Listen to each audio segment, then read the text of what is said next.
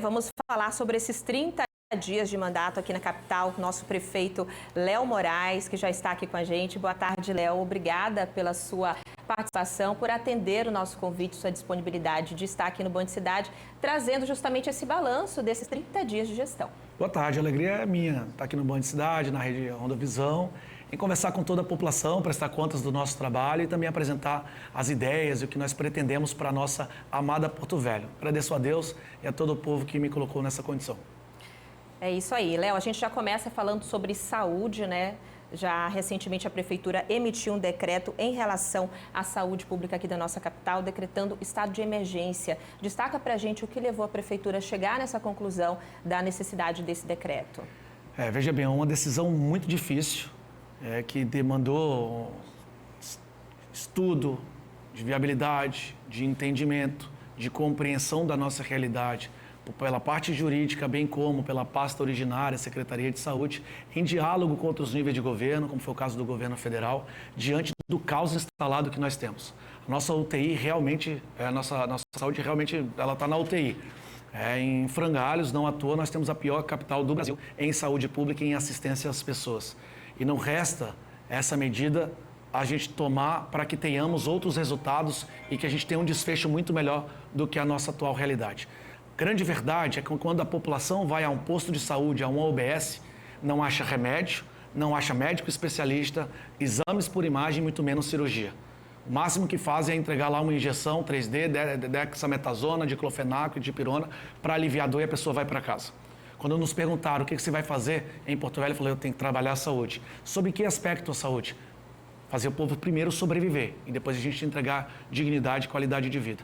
Então agora nós temos condições, através do decreto de emergência na saúde, bem como a criação de um comitê e um observatório com participação dos órgãos de controle, em realizar compras, contratos e procedimentos de forma mais célere diante desse quadrieixo que nós já mencionamos, para conseguir minimizar o impacto e a dificuldade da população. Até porque ninguém vai a um posto de saúde para fazer amigo, vai porque precisa, a sua vida está em risco de alguém que você ama. E qual é a consequência disso? Que hoje não acha. Infelizmente, naturalmente, as pessoas ficam extremamente estressadas e o profissional da saúde também estressado, porque trabalha num regime de preocupação e muitas vezes de limitação, embora queira trabalhar em defesa de todos. Então a gente quer atenuar isso, realizar processo seletivo, conseguir colocar remédio nas nossas unidades, contratar médicos especialistas, realizar exames, contratar procedimentos cirúrgicos, enfim, trazer dignidade, porque nenhuma outra política pública funciona sem o acesso e sem a manutenção da boa saúde do nosso povo. Léo, em relação a esse comitê, ele já está formado e ele já tem autonomia para atuar justamente nesse processo de licitação, de contratos? Veja bem, o comitê ele já é trabalhado em ato contínuo a criação e a apresentação do decreto de emergência e o observatório de convite para que os órgãos de controle acompanhem todos os atos.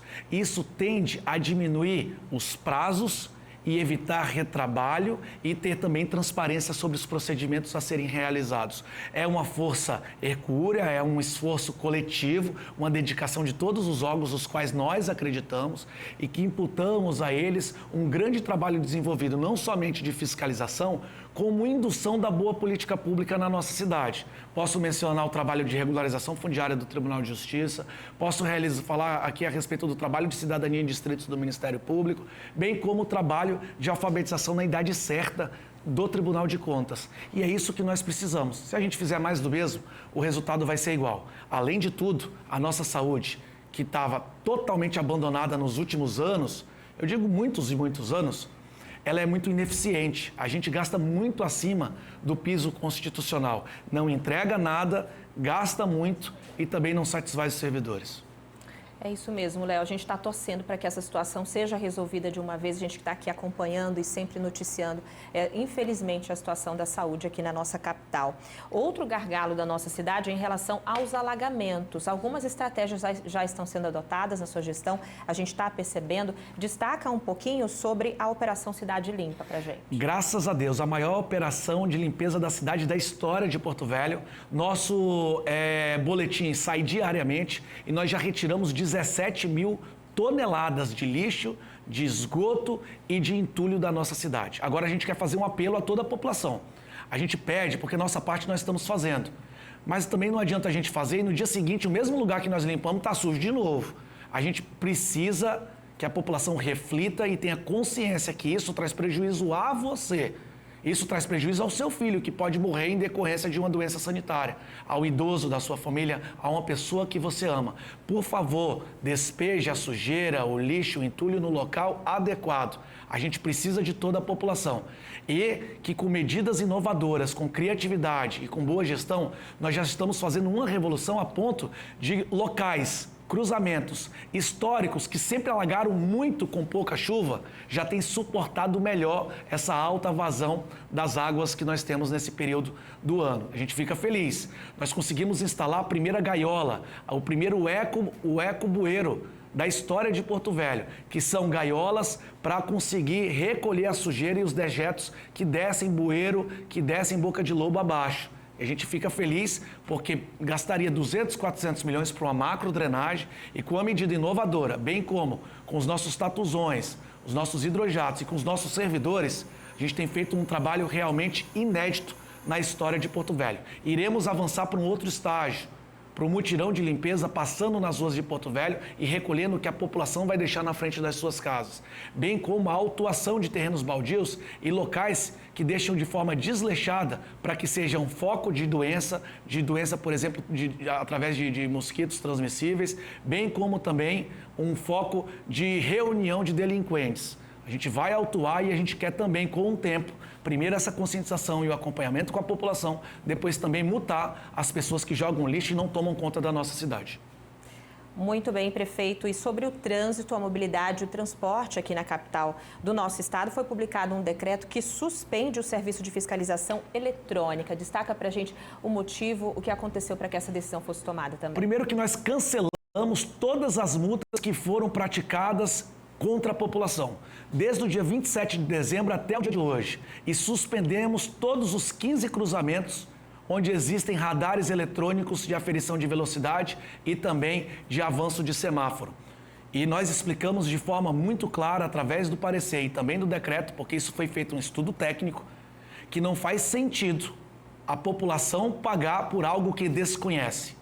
A gestão anterior, num rompante de pressa, no apagar das luzes no final de dezembro, apresentou e colocou para funcionar os radares sem ampla divulgação, sem uma promoção de uma campanha educativa, sem diálogo com a sociedade mediante audiências e sem a inspeção também da qualidade e acurácia desses radares.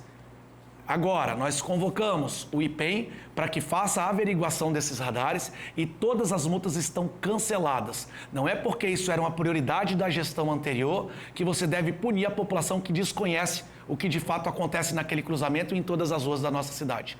É bom que se diga, é uma medida dura, firme, em defesa da população, mas que não abarca a área da BR-364 e 319, que é competência do DENIT e do governo federal. E também a gente não tem como atuar nesse espaço. Então é bom que eu diga que são os 15 cruzamentos da área urbana, área de Porto Velho. Acabamos com todas as multas, que foram milhares de multas praticadas, que mais uma vez tirava do bolso do contribuinte, do cidadão de bem que desconhecia isso. Além do que, nós já estamos numa revisão sobre os limites de velocidade das nossas principais ruas, vias e artérias. Porque, infelizmente, numa rua de grande circulação de pessoas, colocaram uma placa de 30 km por hora. Isso vai trazer congestionamento e também vai trazer acidente. É necessário estratégia, boa técnica, gente capacitada para discutir trânsito na nossa cidade e boa mobilidade. Na Raimundo Cantuária, colocar lá o semáforo a 40 por hora.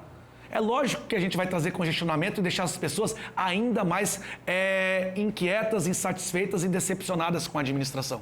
Por isso, nós revimos o que foi feito na administração anterior em defesa da população.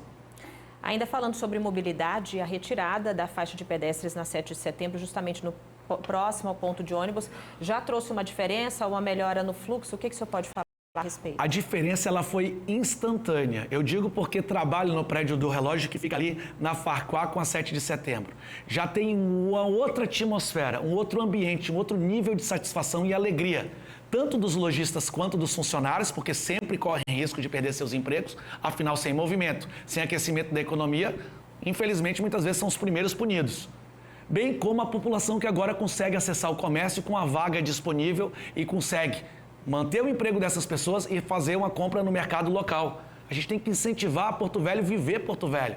Quando a gente fala sobre pertencimento, sobre cultuar nossa identidade, sobre respeitar nossos pioneiros, sobre gerar gratuidade no museu, por exemplo, que também já colocamos para ter gratuidade, basta comprovante de residência, ninguém mais paga de Porto Velho para ir ao museu visitar a nossa história. Nós também colocamos a Litorina, o nosso bondinho, sobre trilhos para funcionar. Ninguém acreditava, 8 anos sem o bondinho circular na estrada de ferro já está funcionando e outra, de forma gratuita. Nós também conseguimos gerar um ambiente de negócios que é o que o comerciante e o lojista quer. Ele quer ter a oportunidade de abrir o seu negócio, sobreviver e fazer tantos outros sobreviverem e cultuar a história da nossa cidade. Para finalizar, Léo, eu gostaria que você falasse, durante esses 30 dias de gestão, como que está aí o sentimento, as expectativas em relação, porque você já pega o bonde, vai fazer o trabalho, alguns vai ter que dar continuidade, outro vai ter que começar do zero, já começou também em relação a vários assuntos. Como é que você vê, como é que você avalia os pontos positivos e também os desafios a serem enfrentados? São muitos os desafios, mas a gente está muito motivado, nós estamos entusiasmados e confiantes que a população vai nos ajudar a administrar Porto Velho. Acabou a gestão e a geração da panelinha, onde poucos usufruíam da administração e muitos ficavam desassistidos na ponta da corda precisando de atendimento. Então, já realizamos entregas que há anos e anos aguardavam. Fim da faixa exclusiva, como eu falei da Litorina, como eu falei do trem, como eu falei também do museu. Agora, entregamos hoje, agora há pouco, o CRAS Dona Cotinha, Centro de Referência de Assistência Social. Há anos que não tinha reforma no Centro de Referência. Em menos de 30 dias, em 14 dias corridos, realizamos a mudança, climatizamos, adequamos, humanizamos, colocamos paisagismo, pintamos, enfim, um local que já está apto a receber com dignidade, com respeito e com vergonha a população que precisa de serviço. E faremos ainda muito mais. Temos o projeto de 100% da cidade iluminada nos nossos primeiros 100 dias. Já iluminamos toda a Santos Dumont que estava apagada. Temos outros pontos para iluminar, como a BR-364 e outros que são surpresa, que eu não vou mandar spoiler aqui, mas que a gente quer atender a população com a velocidade e com a necessidade que vocês precisam. Nós fomos eleitos para isso, eu fui eleito pelo povo. Não fui eleito por pequenos grupos políticos para que façam só a vontade dessas pessoas. Foi por vocês, para vocês e é por vocês que a gente vai trabalhar. É isso mesmo, Léo. A gente agradece a tua participação, a tua disponibilidade com a gente.